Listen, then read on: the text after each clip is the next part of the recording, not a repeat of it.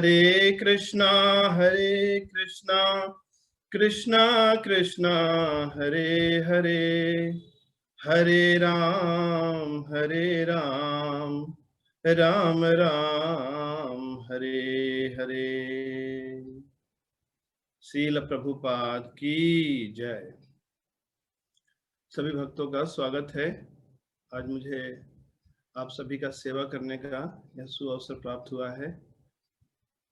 श्रीमद् भगवद गीता दूसरे अध्याय का 15वां श्लोक, इसके ऊपर कुछ चर्चा करनी है और हमें विषय दिया गया है परम मुक्ति या पूर्ण मुक्ति। दूसरे अध्याय के 14वें श्लोक में भगवान बताते हैं, मत्रा स्पर्शास्तु कौन्तेय शीतोष्णा सुख दुखदा आगम अपायिनो अनित्या ताम तितिक्षस्व भारत। कि हे भरत वंशियों में श्रेष्ठ अर्जुन, तुम्हें इस संसार के सुख दुख ये ऐसे ही है जैसे सर्दी गर्मी।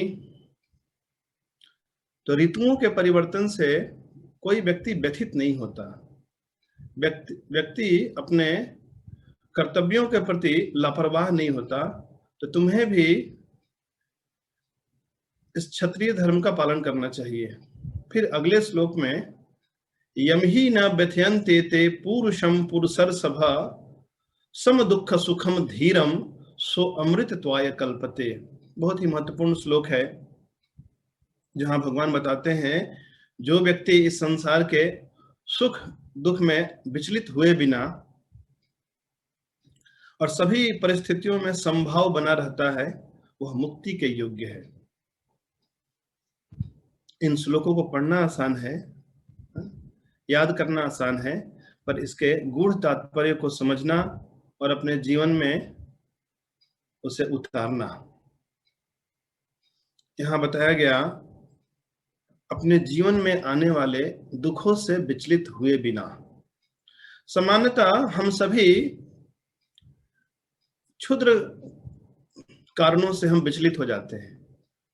जैसे जिस रास्ते से हम प्रतिदिन जाते हैं और कोई भक्त है, हमें प्रतिदिन नमस्कार करता है, बोलता है हरे कृष्णा, लेकिन एक दिन उसने आपको देखकर मुंह फेर लिया, एक दिन उसने आपको देखकर कोई अभिवादन नहीं किया, तो हमारी स्थिति क्या बन जाती है? हम विचलित हो जाते हैं। या किसी ने आपको ऐसे भद्दे ढंग से देखा और उसके देखने मात्र से हम क्रोधित हो जाते हैं। यानी हम सभी परिस्थितियों के एक प्रकार से गुलाम हैं। हर व्यक्ति किसी न किसी प्रकार से मुक्ति की तलाश में है। अब यह मुक्ति भी कई प्रकार की होती है। एक है क्षणिक मुक्ति, जैसे बच्चे हैं, उनकी परीक्षा चल रही है, वो क्या चाहते हैं? हमें परीक्षा से मुक्ति चाहिए। कोई है प्रेम के संबंधों में जुड़ा है लेकिन बहुत कष्ट पा रहा है, तो पति को पत्नी से मुक्ति चाहिए, पत्नी को ऐसे पति से मुक्ति चाहिए। इस संसार में कोई जेल में है, जेल से उसे बाहर निकलना है, उसको भी मुक्ति चाहिए। कभी कभी बच्चों को माता पिता से मुक्ति चाहिए। क्यों? माता पिता उसे बहुत कंट्रोल करते हैं, बहुत मॉनिटर करते हैं। लेकिन ऐसे मुक्ति मिल भी जाए, फिर भी हमारे जीवन में दुख यथावत बना रहता है, क्योंकि भौतिक चेतना में रहने वाला व्यक्ति कभी भी सतत आनंदित नहीं रह सकता। भौतिक चेतना यानी आत्म केंद्रित चेतना। जब मैं सभी कार्यों को करते समय मैं स्वयं केंद्र में रहता हूं। रत्न साहू, उन्होंने हाथ क्यों उठाया है? कुछ कहेंगे? जिनके मन में भी कोई प्रश्न होगा वे आखिरी 10 मिनट में पूछ सकते हैं। तो भौतिक चेतना में व्यक्ति एक दुख को छोड़ता है और दूसरे दुख को पकड़ लेता है। ये ऐसा ही हुआ जैसे कुएं से बचता है तो खाई में जाके गिर जाता है। एक संबंधों से उसे दुख मिलता है, तो फिर एक कुछ नए संबंध बनाता है, फिर उस नए संबंध से भी उसे दुख मिलता है। तो व्यक्ति कभी भी अपनी गलतियों को सुधारता नहीं, बल्कि गलतियों को दोहराता चला जाता है। इसे कहते हैं भौतिक चेतना।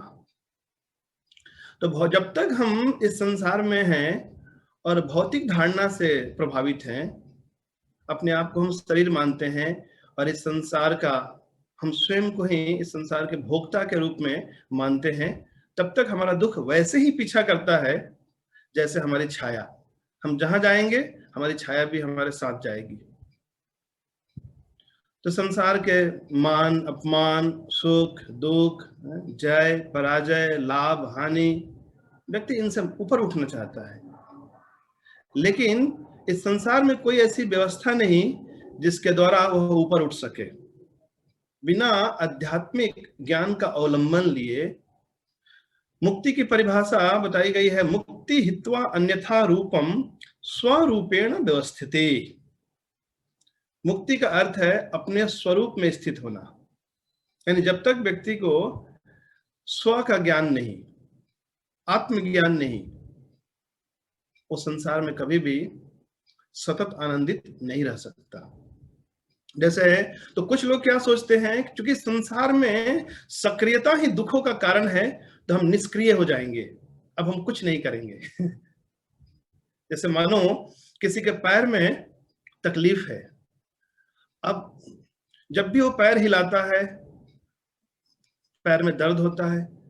अब कोई तथाकथित बुद्धिमान व्यक्ति उसे सलाह दे कि देखो पैर हिलाने से दर्द होता है, अब हिलाना बंद करो, तो क्या ये समाधान है?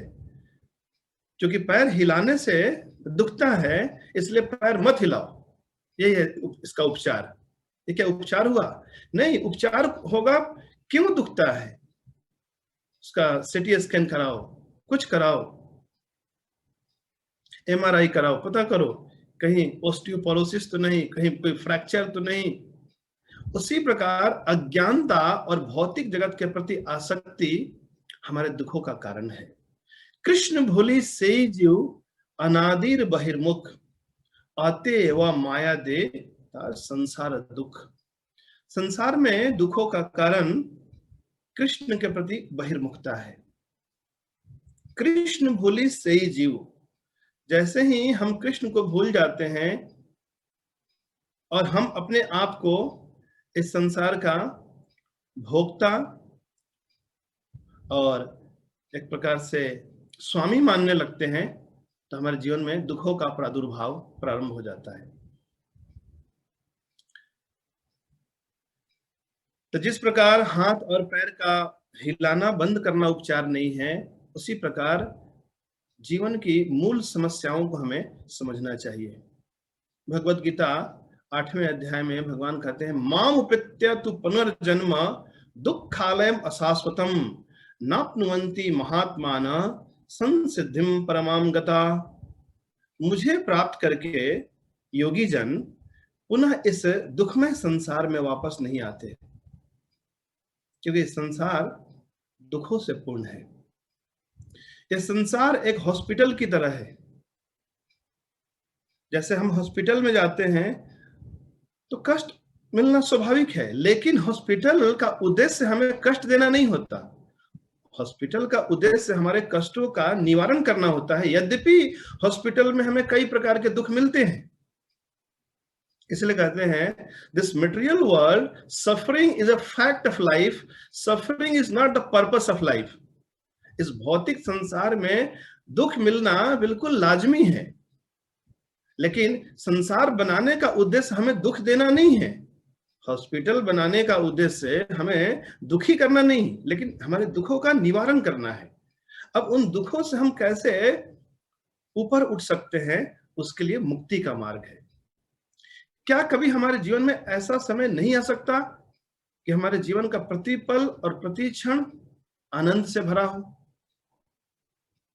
यहां से अध्यात्म की शुरुआत होती है। तो परम मुक्ति को पाकर व्यक्ति की चेतना ऐसी है, भगवत गीता में भगवान कहते हैं, दुखे सु अनुदिग्न मनः सुखे सुविगत स्पृह स्थिर धीर वीतराग भया क्रोध स्थिर धीर मुनि रुच्यते। एक बार की बात है, श्रील प्रभुपाद जी अमेरिका में अपनी भगवत गीता को प्रकाशित करने का प्रयास कर रहे थे। काफी प्रयास करने के बाद भी उनकी भगवत गीता नहीं छप पा रही थी। फिर 1.5 वर्षों के बाद कुछ भक्तों ने प्रयास किया और मैकमिलन कंपनी से प्रभुपाद जी की भगवत गीता छपने वाली है, यानी परमिशन मिल गया। तो सभी भक्त बहुत खुश थे, स्वाभाविक है।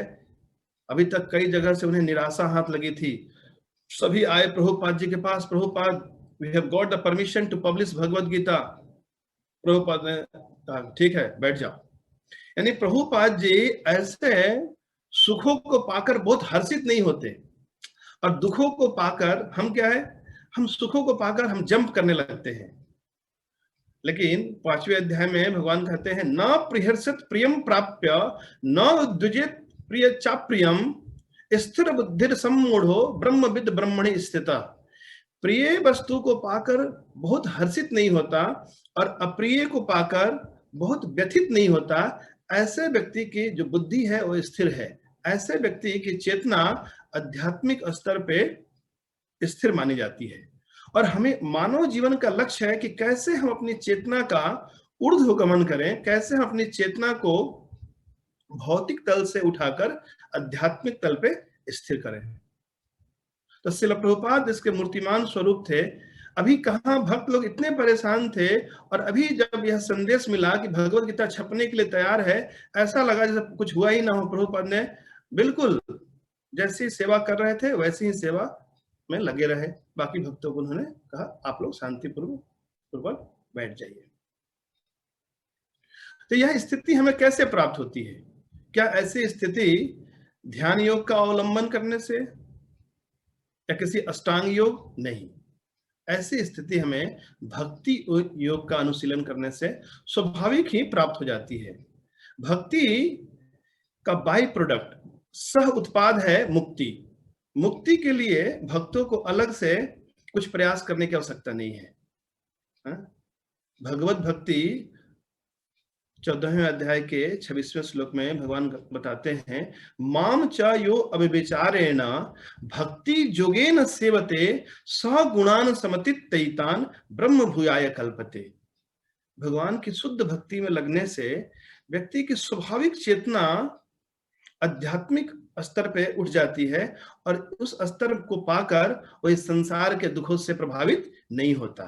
चाहे उसे मान मिले, चाहे उसका अपमान हो, चाहे उसके जीवन में संकटपूर्ण घड़ियां आए या बहुत सुख की घड़ियां आए, जीत हो हार हो, रुग्ण अवस्था में हो स्वस्थ हो, किसी भी अवस्था में हो, इस संसार के द्वंद्वों से प्रभावित नहीं होता।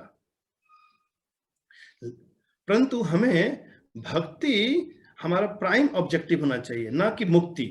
इस संसार में कुछ ऐसे हैं जो केवल मुक्ति को ही अपने जीवन का लक्ष्य बनाते हैं कि हमें एक ऐसी स्थिति को पाना है जहां हमें कुछ करना ना हो, हम निष्क्रिय बन जाएं। वे भगवान की सेवा को भी त्याग देते हैं। लेकिन भगवान की सेवा करने से स्वाभाविक रूप से व्यक्ति केवल मुक्त नहीं होता, बल्कि मुक्ति के भी एक स्तर आगे जाकर वो आनंद का अनुभव करता है।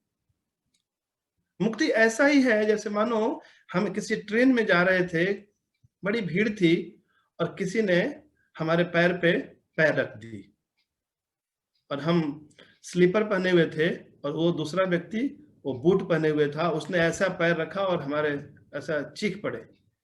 तो अभी क्या है, यदि वो पैर हटा ले तो इस कष्ट से हमें मुक्ति मिल जाएगी। तो संसार में जिस मुक्ति की बात की जाती है और मुक्ति इस संसार के दुखों से मुक्ति, अत्यंतिक दुख निवृत्ति। लेकिन भगवत भक्ति ऐसा है जैसे उस पैर को कोई साफ करके कोई मसाज करने लगे। एक प्रकार का अलग दिव्य अलौकिक सुख का अनुभव है। तो भगवत भक्ति इस संसार के केवल आवागमन से हमें मुक्ति ही नहीं दिलाता, बल्कि हमें एक अभूतपूर्व प्रेम का अनुभव कराता है। वस्तुतः इस संसार में कोई भी व्यक्ति निष्क्रिय नहीं हो सकता, क्योंकि जीव का स्वभाव है सक्रिय होना, और जहां भी हम क्रियाशील होते हैं तो हम कहीं ना कहीं किसी से हम जुड़ जाते हैं, आसक्त हो जाते हैं। संसार के प्रति आसक्ति बंधन का कारण है। यही कारण है कि मायावादी चिंतक विचारक इस बात से प्रभावित होकर हर प्रकार की आसक्तियों से मुक्त होना चाहते हैं, यहां तक कि भगवान से भी वो मुक्त होना चाहते हैं।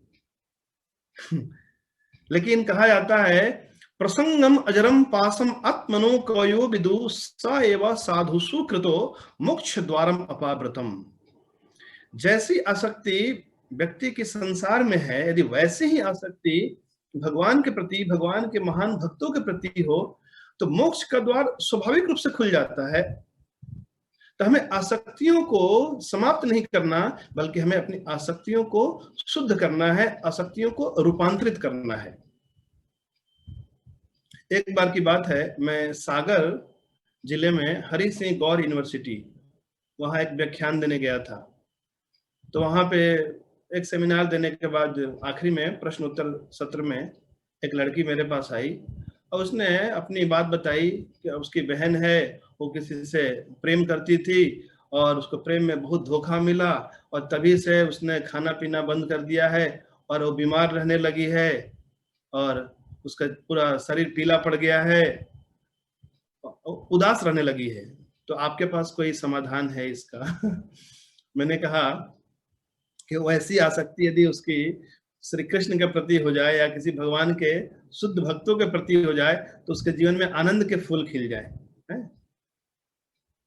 तो यदि हम गलत चीजों को पकड़ लेते हैं तो हम अपने ही हाथों से हम जीवन में दुख उत्पन्न करते हैं।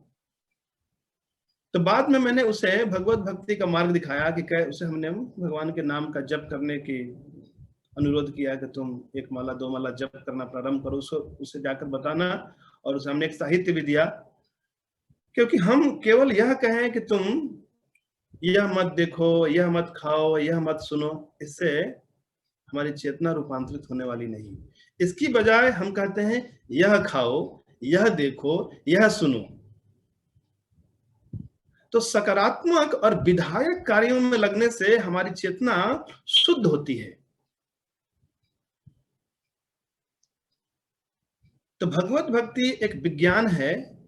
यदि कोई भी व्यक्ति इस भगवत भक्ति के मार्ग से गुजरता है तो उसका रूपांतरण होना तय है। तो भगवत भक्ति का प्रारंभ आदौ गुरु आश्रय और आदौ गुरु पदाश्रय, श्री गुरुदेव के चरण कमलों के आश्रय से प्रारंभ होता है। जैसे क्लास में कुछ बच्चे होते हैं बहुत जोर जोर से बोलते हैं, यदि कुछ भी सबसे पहले अपना हाथ उठाएंगे, तो उसी प्रकार हमारे हृदय में कुछ इच्छाएं होती हैं जो बहुत जोर मारती हैं, उसे कहते हैं लाउडेस्ट डिजायर। और कुछ इच्छाएं होती हैं होते हैं डीपेस्ट डिजायर। कुछ इच्छाएं हैं जो हमारे हृदय में है, जैसे हर व्यक्ति संसार में चाहता है कि कोई उसे प्रेम करे और वह भी किसी से प्रेम करे, और इन्हीं सिद्धांतों के आधार पे हम किसी से भी संबंध स्थापित करते हैं। तो इस संसार में 3 प्रकार के संबंध हैं। एक है सहज संबंध, जन्म के साथ ही कुछ संबंध हमने बना लिए, जैसे हम पैदा हुए और कोई हमारी माँ बन गई, कोई हमारा पिता बन गया, कोई हमारा भाई बन गया, कोई बहन बन गई, कोई मामा बन गया। हमने बनाए नहीं, हमने जन्म लिया और ये सारे संबंध बन गए। एक अन्य प्रकार का संबंध है, उसे कहते हैं अर्जित संबंध। ऐसे संबंध हमें जोड़ने पड़ते हैं। जैसे आप यदि किसी को मित्र ना बनाओ तो कोई आपका मित्र नहीं, यदि आप किसी को गुरु ना बनाओ तो कोई आपका गुरु नहीं, यदि गुरु किसी को शिष्य न बनाए तो कोई उसका शिष्य नहीं, कोई यदि शादी न करे तो कोई उसका पति नहीं, कोई उसकी पत्नी नहीं। तो कुछ संबंध है जो हमें अर्जित करने पड़ते हैं, परंतु इन दोनों संबंधों के अतिरिक्त एक अन्य संबंध है जिसे कहते हैं नित्य संबंध, शाश्वत संबंध, और वह संबंध है सभी जीवों का भगवान के साथ।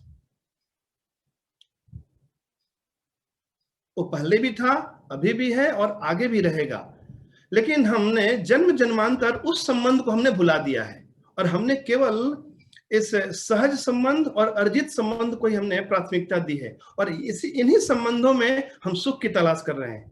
तो हम सोचते हैं अभी ये व्यक्ति गलत सिद्ध हुआ, शायद ये सही साबित होगा, इससे सुख नहीं मिला, उससे सुख मिलेगा। तो श्री गुरुदेव हमारे उस नित्य शाश्वत संबंध को जागृत करते हैं। जो संबंध हमने भगवान से, जिस संबंध को हमने भगवान से तोड़ लिया है, भुला दिया है, श्री गुरुदेव पुनः उस संबंध को स्थापित करते हैं। और कभी भी हम उसी व्यक्ति के प्रति आकर्षित होते हैं जिस व्यक्ति में कुछ विशेषताएं हों, तो स्वाभाविक रूप से उसके प्रति आकर्षण होता है, एक खिंचाव उत्पन्न होता है, और सबसे अधिक आकर्षण भगवान में है। इसलिए चैतन्य चरितामृत में आता है एक श्लोक, नायका नाम शिरोरत्नम कृष्णस्तु भगवान स्वयं यत्र नित्यतया सर्वे विराजन्ते महागुणा। भगवान श्री कृष्ण समस्त प्रकार के नायकों में सर्वश्रेष्ठ नायक हैं। नायक यानी हीरो। कुछ नायक और कुछ खलनायक होते हैं सिनेमा में, लेकिन श्री कृष्ण कौन है? समस्त प्रकार के नायकों में क्या है? शिरोरत्नम, crest jewel of all heroes, सर्वश्रेष्ठ नायक हैं। कोई भी व्यक्ति श्री कृष्ण की बराबरी नहीं कर सकता। यत्र नित्यतया सर्वे, और श्री कृष्ण में सभी गुण संपूर्ण मात्रा में विराजन्ते महागुणा, भगवान श्री कृष्ण में समस्त प्रकार के गुण विराजित हैं। लेकिन अभी हम भगवान की ओर आकृष्ट न होकर हम अभी केवल संसार की ओर आकृष्ट हैं, और यही है हमारे दुखों का मूल कारण। तो बंधन की अवस्था ये अज्ञानता से उत्पन्न हुई है। एक दार्शनिक हुआ यूनान में जिसका नाम था डायोजेनिस। बहुत धनी था, लेकिन कुछ फकीरों के संपर्क में आकर उसके मन में वैराग्य आ गया। लेकिन उसने वैराग्य लिया, लेकिन साथ में उसने सर्वेंट को भी रखा क्योंकि सर्वेंट रहेगा, कुकिंग करेगा, उसके लिए वस्त्र धो देगा, और वो अपना बैठकर कुछ ध्यान करेगा, कुछ साधनाएं करेगा। बाद में एक घटना घटी, उसका सर्वेंट उसको बिना बताए छोड़कर चला गया। तो फिर डायोजेनिस को चिंता लगी कि क्या हुआ, लेकिन उसे एक बोध भी हुआ। बोध यूं ऐसा हुआ, उसे लगा कि देखो, सर्वेंट मेरे बिना सुखपूर्वक रह सकता है, सर्वेंट मेरे बिना रह सकता है और मैं सर्वेंट के बिना नहीं रह सकता। फिर यह संदिग्ध हो जाता है कि नौकर कौन है और मालिक कौन है फिर ये तो पता करना कि यदि नौकर मेरे बिना रह सकता है और मैं नौकर के बिना नहीं रह सकता, तो उसी दिन उसने उस नौकर को भी पूर्णतः उसने त्याग दिया, और फिर वो नग्न होकर वो ऐसे यूनान में भ्रमण करने लगा, पूर्णतः विरक्त होकर। लेकिन साथ में उसने एक कुत्ते को भी रखा था तो इस तरह संसार में कुछ ऐसे मुक्त होने का अभ्यास करते हैं, सोचते हैं कि संसार में किसी से भी हम आसक्त होते हैं तो चूंकि हमें उससे दुख प्राप्त होता है, इसलिए हमें किसी से कोई आसक्ति नहीं रखनी है, यहां तक कि न भगवान से और न भगवान के भक्तों से पर यह उचित नहीं है। हमें अपने आसक्ति को शुद्ध करना है, हमें अपने आसक्ति को रूपांतरित करना है। यदि मन का विषय हम भगवान को बना लेते हैं तो हमारा मन धीरे धीरे निर्मल, निश्चल, एक स्फटिक मणि की भांति, एक दर्पण, एक चमकदार दर्पण की भांति बन जाता है। फिर ऐसा मन जो स्वच्छ हो चुका है, इससे हमें दुख नहीं मिलता बल्कि आनंद की अनुभूति होती है। इसलिए चैतन्य महाप्रभु ऐसे मन को स्वच्छ करने के लिए कहते हैं, चेतो दर्पण मार्जनम भव महादवाग्नि निर्वापणम श्रेय कैरव चंद्रिका वितरणम विद्यावधू जीवनम आनंदाम्बुदिवर्धनम प्रतिपदम पूर्णामृत स्वादनम सर्व आत्मसमर्पणम परम विजयते श्री कृष्ण संकीर्तनम। तो श्री गुरुदेव हमें क्या शिक्षा देते हैं? उनकी समस्त प्रकार के उपदेशों में सर्वश्रेष्ठ उपदेश है कि हमें हरिनाम का आश्रय लेना है, हमें नियमित रूप से गंभीरता पूर्वक भगवान के नामों का बारंबार उच्चारण करना है, हरे कृष्ण कृष्ण कृष्ण हरे हरे, हरे राम राम राम हरे हरे।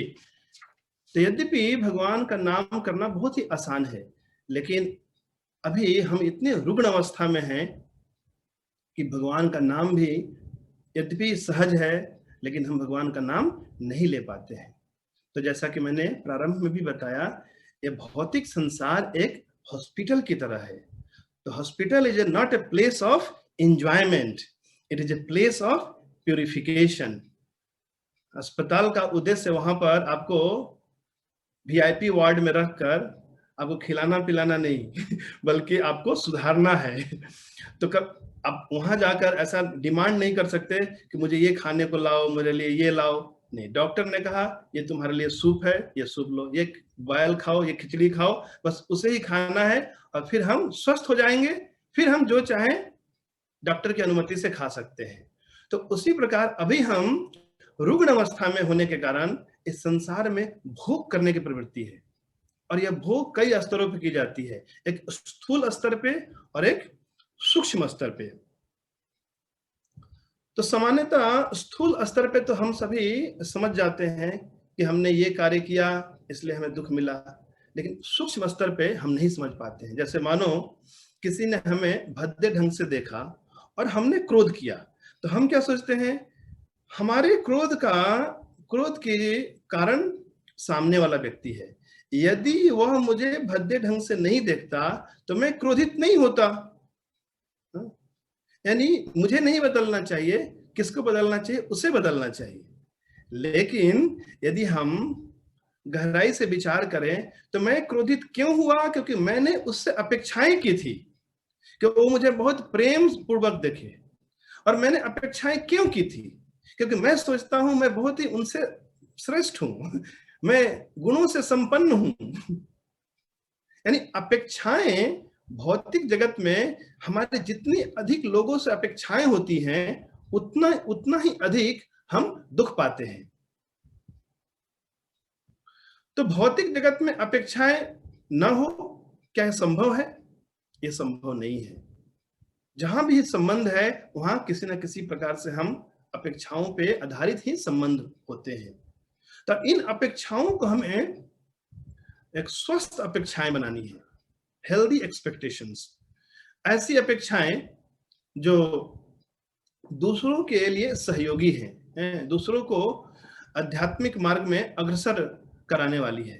जैसे गुरु अपने शिष्यों से अपेक्षाएं करते हैं कि वो प्रातःकाल उठें, प्रातःकाल उठकर मंगल आरती में उपस्थित हों, भगवान के नाम का जप करें और जो 4 नियम है उसका पालन करें, शास्त्र अध्ययन करें।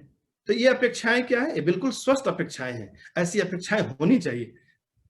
लेकिन कुछ लोग से नहीं, अपेक्षाएं किसी से रखना ही नहीं, क्योंकि अपेक्षाएं ही दुख का मूल कारण है। तो फिर वही बात है, फिर वो धीरे धीरे भगवान की भक्ति से विमुख होकर केवल मुक्ति के मार्ग में प्रशस्त हो जाते हैं, पर वह परम मुक्ति नहीं है। पूर्ण मुक्ति भगवान की भक्ति ही पूर्ण मुक्ति है। जीव कृष्णदास यही विश्वास जान ले तो आर दुख नाई। जीव, हम भगवान श्री कृष्ण के अंश हैं और उनके दास हैं, इस बात को केवल पढ़ना नहीं बल्कि जानना नहीं, मानना। यदि हमने जिस मात्रा में इस वक्तव्य को स्वीकार किया है, मान लिया है, उसी मात्रा में हमारे जीवन से दुख विसर्जित हो जाते हैं। तो हमें इन बातों को हमेशा स्मरण रखना चाहिए कि कुछ ऐसी इच्छाएं हैं हमारे हृदय में जो बहुत जोर मारती हैं, लेकिन हमें उन इच्छाओं को पूरा नहीं करना है। कुछ इच्छाएं हैं जो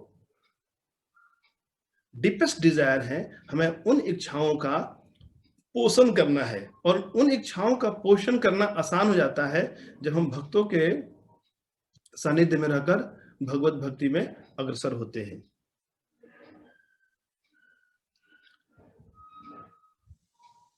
हरे कृष्ण कृष्ण कृष्ण हरे हरे, हरे राम राम राम हरे हरे। भगवत गीता अध्याय 5 श्लोक संख्या 20 में, 20 और 21 में, इन दो श्लोकों में भगवान बताते हैं कि कैसे कोई व्यक्ति पूर्ण मुक्ति का अनुभव कर सकता है अभी इसी जीवन क्रम में। भगवान कहते हैं, बाह्य स्पर्शेषु असक्त आत्मा विन्दत आत्मनि यत् फलम ब्रह्म जोग युक्त आत्मा सुखम अक्षयम अश्नुते। बाह्य स्पर्शेषु असक्त आत्मा, इस संसार में जो भी हमारी आसक्तियां हैं, यदि हमने अपने जीवन का लक्ष्य केवल उन्हें ही पाना बनाया है, यानी कि अधिक से अधिक हम धन बटोर लें, अधिक से अधिक हम पद प्रतिष्ठा प्राप्त कर लें, अधिक से अधिक लोग हम प्रभावित कर लें, ये सब क्या है? ये बाह्य चीजें हैं। तो बाह्य स्पर्शेषु असक्त आत्मा, इनसे ऊपर उठकर विन्दत आत्मनि, अपने भीतर ब्रह्म जोग युक्त आत्मा, यहां पर ब्रह्म का अर्थ श्रील प्रभुपाद जी कहते हैं भगवान श्री कृष्ण। तो जब उसकी चेतना भगवान श्री कृष्ण से जुड़ी होती है और श्री कृष्ण को केंद्र में रखकर वो समस्त प्रकार के कामनाओं को पूरा करता है, तो सुखम अक्षयम अश्नुते, एक अक्षय सुख का अनुभव करता है। अक्षय सुख यानी कभी समाप्त न होने वाले सुख का अनुभव करता है। फिर ऐसा व्यक्ति अत्यंत सक्रिय होकर भी इस संसार से बदता नहीं। तो कहां दूसरी ओर कुछ लोग इस संसार से निष्क्रिय होना चाहते हैं, भागना चाहते हैं, आसक्तियों को मिटा डालना चाहते हैं, लेकिन भक्त नाना प्रकार के कार्यों को करते हुए भी इस संसार में सुखपूर्वक जीवन यापन करते हैं।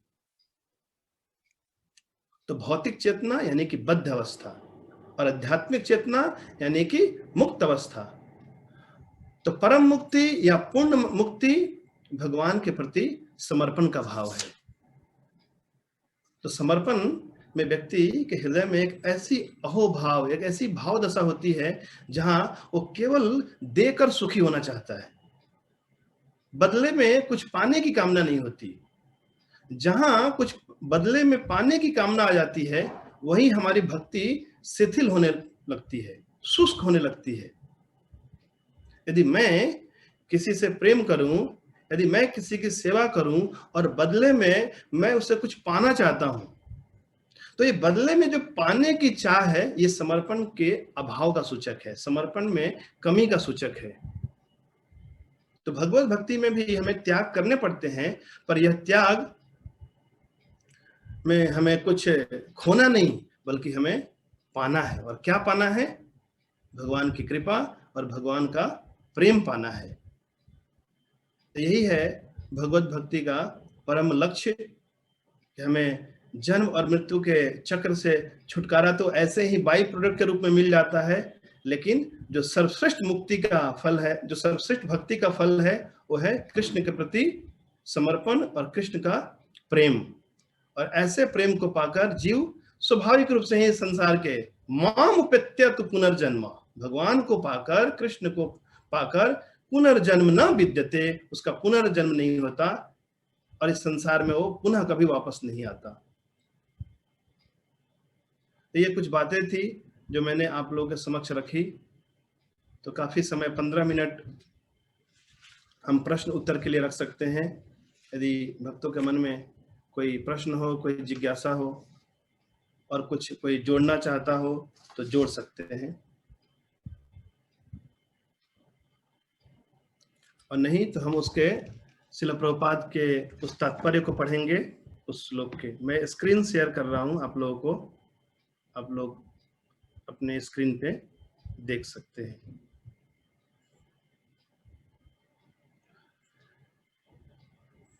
अनुवाद में लिखा है, हे पुरुष श्रेष्ठ अर्जुन, जो पुरुष सुख तथा दुख में विचलित नहीं होता और दोनों में संभाव रहता है, वह निश्चित रूप से मुक्ति के योग्य है।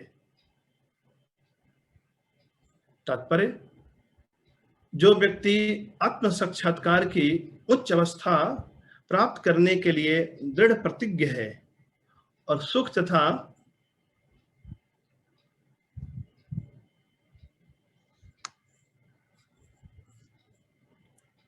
तथा दुख के प्रहारों को संभाव से सह सकता है, वह निश्चय ही मुक्ति के योग्य है।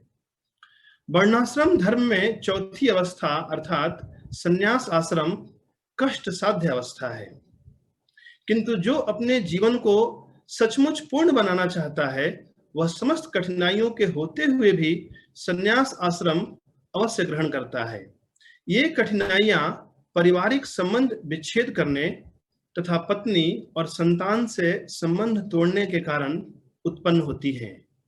किंतु यदि कोई इन कठिनाइयों को सह लेता है, तो उसके आत्म साक्षात्कार का पथ निष्कंटक हो जाता है।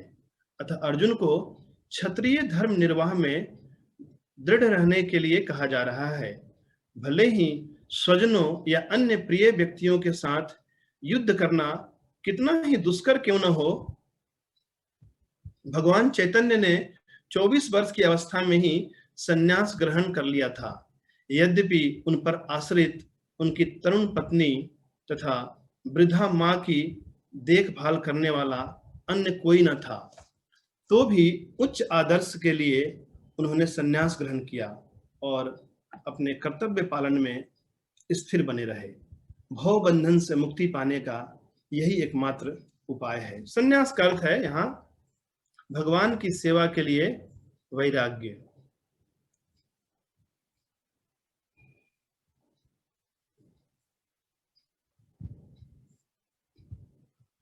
तो जैसे जब भी कोई व्यक्ति हमें निराश करता है, तो भौतिक चेतना में है तो फिर दुखी होगा। यानी कि जिस व्यक्ति ने हमें निराश किया, हम उस व्यक्ति के फिर गुलाम बन जाते हैं। लेकिन जिसने आध्यात्मिक स्थिति को प्राप्त कर लिया है, जिसने संन्यास ग्रहण किया है, केवल बाहरी तौर पे नहीं बल्कि अपनी चेतना का ऊर्ध्वगमन करके, जिसने आत्म साक्षात्कार के स्तर से भी ऊपर उठकर कृष्ण भावनामृत में स्थिर हो चुका है, फिर ऐसा व्यक्ति इस संसार के द्वंद्वों से प्रभावित नहीं होता। उसी प्रकार यदि एक व्यक्ति आया और उसने हमारे भीतर अशांति उत्पन्न कर दी, हमारे भीतर भय उत्पन्न किया और हम भयभीत हो गए, हम अशांत हो गए, इसका अर्थ क्या है? हम उस व्यक्ति के अभी गुलाम बन चुके हैं। यानी समस्त प्रकार के जंजीरों से मुक्त होने के लिए, समस्त प्रकार के ऐसे दुखों से मुक्त होने के लिए हमें संन्यास की आवश्यकता है। अन्यथा बाहर में संन्यास केवल जीविकोपार्जन करने के लिए नहीं है। जीव जैसा कि कुछ ऐसे सन्यासी होते हैं, प्रभुपाद जी 3 अध्याय के 5वें श्लोक में कहते हैं कि ऐसे संन्यास लेने की बजाय एक ईमानदार सड़क पर झाड़ू लगाने वाला ज्यादा श्रेष्ठ है, जो दूसरों के द्वारा कमाए गए धन पे अपने जीविका का निर्वाह करता है।